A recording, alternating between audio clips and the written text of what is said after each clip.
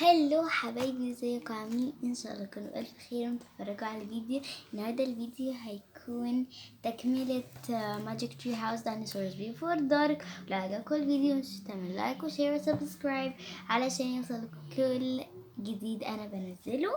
وبس يلا بينا نبدأ. المرة اللي فاتت وقفنا عن chapter 3 فهنبدأ عن chapter 3. يلا. chapter 3. Where is here? Jack opened his eye. Sunlight slammed through the window. The tree house was still high up in a tree. Where are we? Said Annie. Jack looked out the window. The pteranodon was soaring through the sky. The ground was covered with ferns and tall grass. There was a winding stream, a sloping hill, and volcanoes in the distance. I don't know where we are, said Jack. The pteranodon glided down to the base of the tree. It landed on the ground and stood very still. So what just happened to us?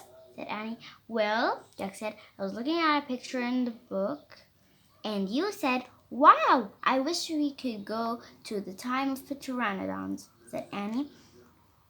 Yeah, and then we saw a pteranodon in the Frog Creek woods, said Jack. Yeah, and then the wind got loud and the treehouse started spinning, said Annie. And we landed here, said Jack. And we landed here, said Annie. So that means, said Jack. So that means what? Said Annie. I don't know, said Jack. He shook his head. None of this can be real. Annie looked out the window again. But he is real, she said. He's very real. Jack looked out the window with her again. The pteranodon was standing at the base of the tree like a guard. His giant wings were spread out on either side of him. Hi! And he shouted. Shush! Said Jack. We're not supposed to be here.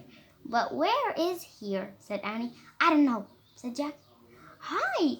Who are you? Annie called to the pteranodon. The creature just looked up at her.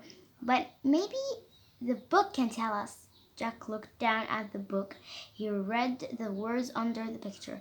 This flying reptile lived in the Cretaceous period and it vanished 65 million years ago with the dinosaurs. That's impossible, said Jack. We can't have gone to a time 65 million years ago. Jack, said Annie. He's nice. Nice? Said Jack. Yeah, I can tell, said Annie. Let's go down to him. Go down? Said Jack, and he started down the rope ladder. Hey, come back, said Jack. But Annie kept going. Annie, wait, Jack called, and he dropped to the ground. She stepped boldly up to the ancient creature. Chapter 4. Henry. Jack gasped as Annie reached out her hand toward the pteranodon. Oh no, he thought. Annie was always trying to make friends with animals, but this was going too far. Don't get too close to him, Annie, Jack shouted. Annie touched the pteranodon's crest.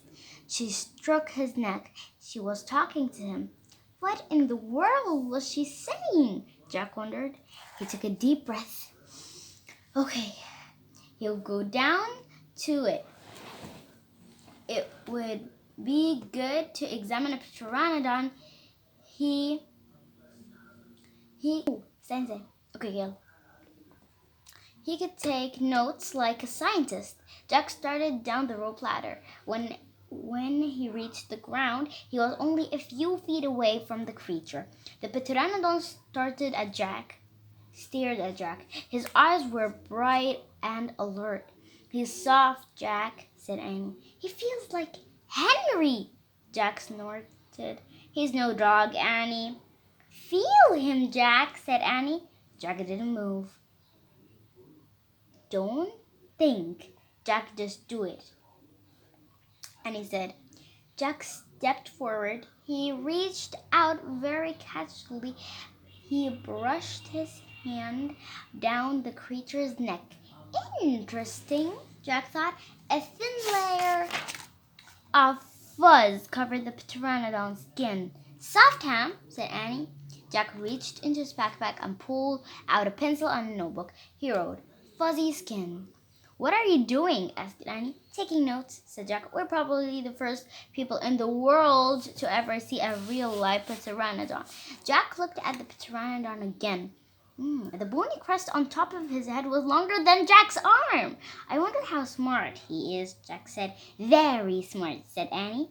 "Don't count on it," said Jack. "His brain probably no bigger than a bean." "No, he's very smart. I can feel it," said Annie. "I'm going to call him Henry." Jack wrote in his notebook, "Small brain." Jack looked at the creature again. "Maybe he's a mutant," he said. The pteranodon tilted his head. Annie laughed. "He's no mutant, Jack."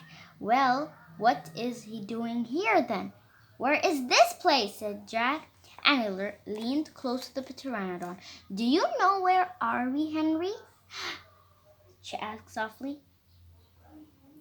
The creature fixed his eyes on Annie. His long jaws was opening and closing like a pair of scissors.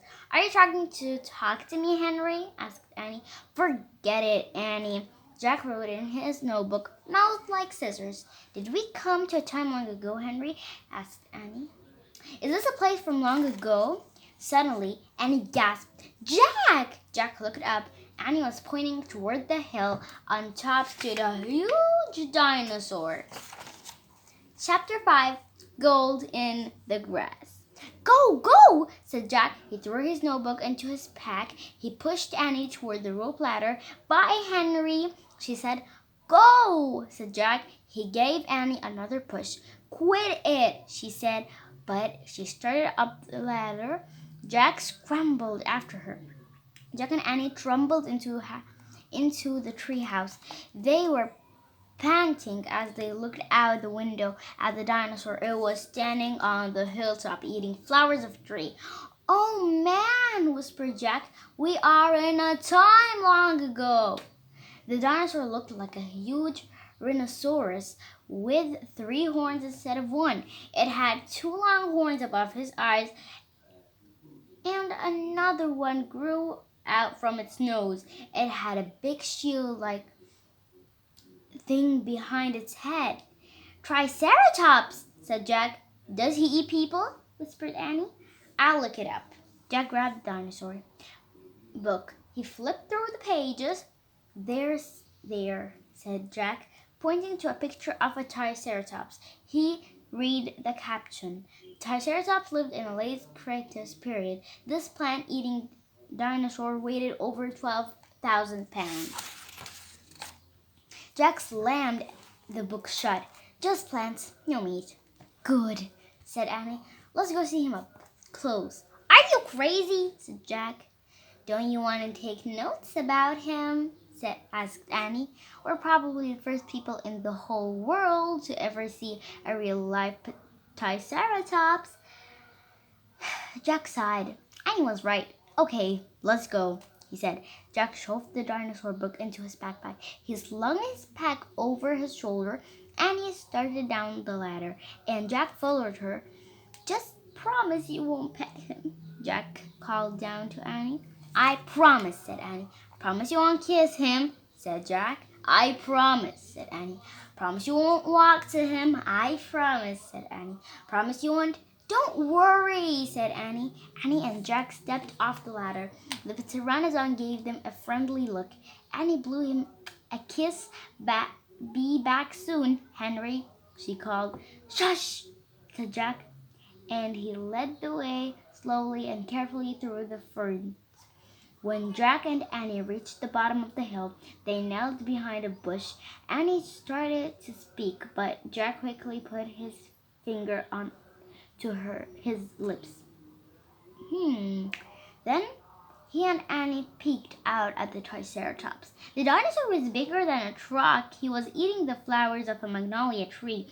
Jack slipped his notebook out of his pack and wrote, "Eats flowers."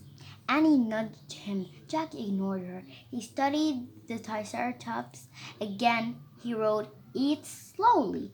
Annie nugged him harder. Jack looked at her. Annie pointed to herself. She walked her fingers through the air. She pointed to the dinosaur. She smiled.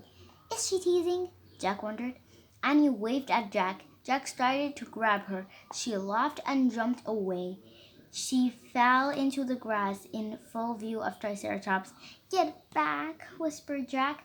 Too late. The big Triceratops had spotted Annie. He gazed down at her from the hilltop.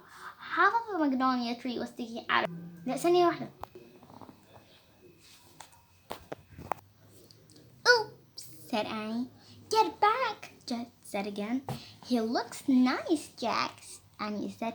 Nice? Watch out for his horns, Annie, said Jack. The Triceratops gazed calmly down at Annie. Then he turned and looped down the side of the hill.